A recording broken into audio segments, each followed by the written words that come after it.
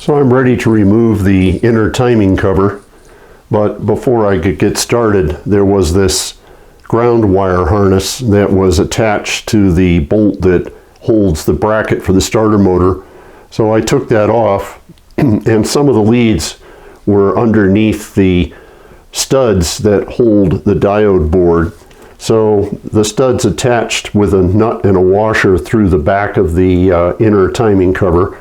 So I backed that out and got all of that out of the way.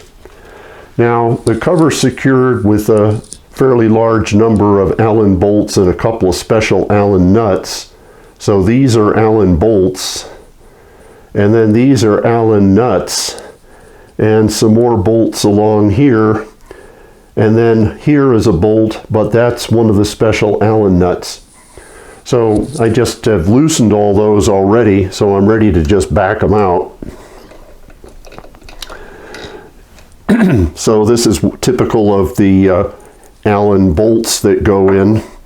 And I have used a little punch card in the past just to keep track of what hardware went where. That's helpful, particularly if you've never taken something apart before and you don't know if the hardware is going to be different. You'll be sure that everything is in its right place. Now, the Allen nut is a little bit different. I got different sized Allen heads, so I'm going to change to get that out of there. And there you go. So it's an Allen on one end with the threads on the other. And I'll just put that in the hole here. And I'll continue around until I get all the hardware out. This is the bingo card all filled in with the hardware holding on the inner timing cover. Notice that over on the right there's some Scotch tape with 3 flat washers. They're a little bit thicker than normal flat washers, and they go underneath the 3 Allen nuts. So don't lose them. They are sometimes going to stick to the cover until you pull it off. So I have all the Allen bolts and nuts removed, and I'm getting ready to pull the cover. I'm going to use my MAP gas torch, and I'm going to heat up around here because inside this part of the inner timing cover housing is a bearing. So if I can expand the aluminum, that'll make it easier to get the cover off. And generally you can pull it off by hand.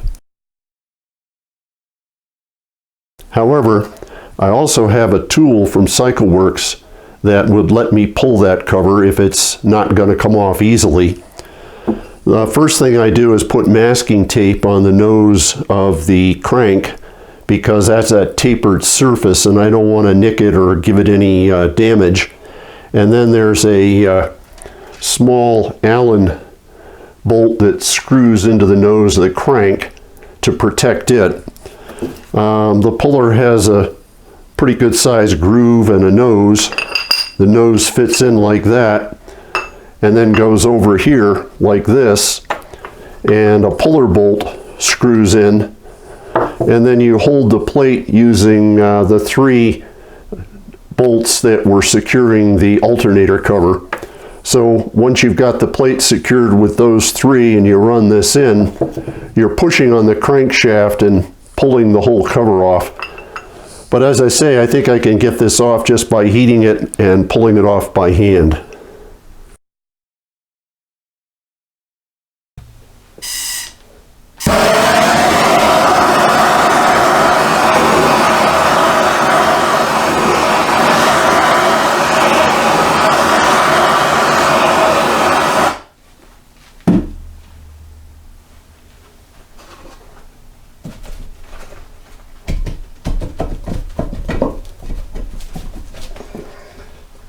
Well, it's coming. Yep. There we go. Pulled right off. So that's the back side. That's the crankshaft front seal. Now that the inner timing cover is off, we can see all the components that are underneath it. This is the camshaft timing sprocket, and then back behind this nose bearing is the crankshaft sprocket for the timing chain, and this is the timing chain. You'll notice that the camshaft sprocket's much bigger than the crank, and in fact it's exactly twice as large, and that's because the cam has to run at half the speed of the crank.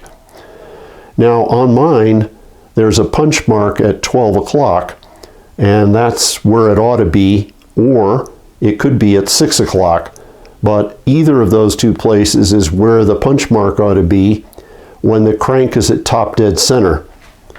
The reason it could be at either one is because this is moving at half the speed of the crank, so you could end up with it here or here. The chain is a single row chain with a master link right there, so it'll be nice and easy to get this off. The earlier dual row chains, you had to get a bolt cutter to cut the chain off. This is the cam chain tensioner, which is spring loaded, and I'm going to be replacing that. And this is the rubbing block, which I'm also going to replace. This is the oil high pressure relief valve. So when oil pressure gets high enough, this opens up and oil drips down and lubricates the timing chain and sprockets. And this is the gasket that seals the inner timing cover, so it's oil tight. But there's one other little detail up above. This is where the top two bolts went in to hold the timing cover, and they have little donut gaskets, but there's no oil up here.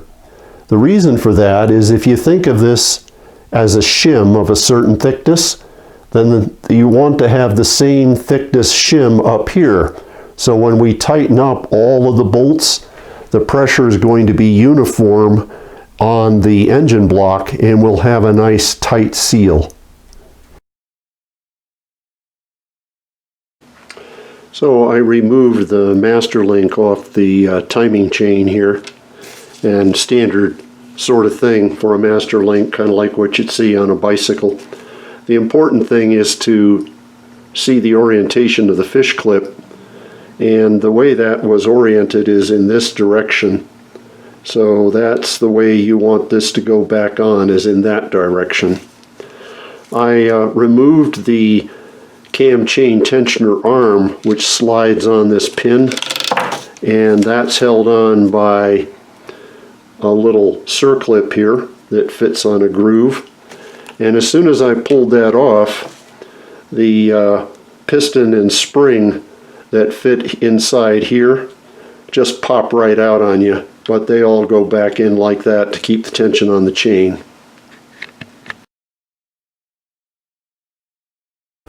I loosened up the bolt and the nut on the rubbing block so I can take it off. So that's pretty straightforward. There's a wave washer under the nut, and there's also another wave washer under the bolt. And the other thing is there's two large washers, flat washers, one here and one here, that go underneath up against the block. The other thing to note is that there is a orientation. This has a number 2.6 and a mark. That's what should face out. The other side doesn't have that. And there's a slight bevel to the rubber here, but it's flat on this side. So when you put it back on, the bevel and the number should face you.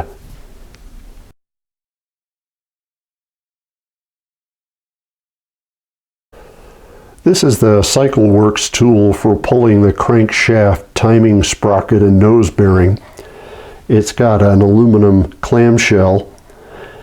Notice this edge is thicker than this edge. It has a nose that fits over the crankshaft nose, and it goes inside the clamshell up against the thicker edge, and then the second shell goes over it, so that it assembles like that. And then this thinner edge is what goes behind the crankshaft sprocket. So that's got that captive.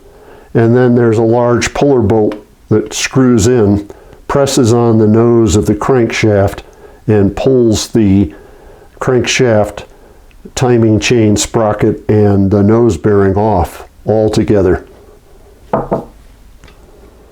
Before I assemble the puller, I make sure that that bolt is threaded into the nose of the crankshaft to protect it from the puller bolt, and that I have my masking tape on the taper to keep it from getting scratched. I also like to thread the puller bolt into the nose a little bit and put some axle grease on the threads to lubricate it. Then I take the puller half, and the thin edge is what goes behind the crankshaft sprocket, just like that. And then I take this half, and it's going to go in like this, but I find it's a little easier to take the puller and slide it in like that, and then get the second half to go in.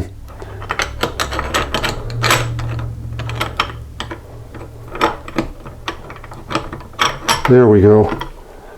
And then if I just pinch it like this and kind of put a finger on this nose, I can tighten up the puller bolt to snug everything up. And I've got it all pretty much put together now. I use a couple of 1/8 inch box end wrenches, put one on the puller, put one on the nose, tighten up the nose, and it'll pull everything off. So I just keep tightening, and it's coming. So I have the nose bearing and the crankshaft sprocket loose now.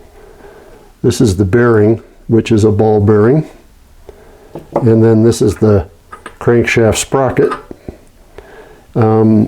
Notice there's a keyway right here, and there's a key here on the edge of the crank. So of course they made up to each other. The other thing to notice is that the shoulder toward the engine is wider than the shoulder to the front. So when you put it back on, the wide shoulder will go toward the engine.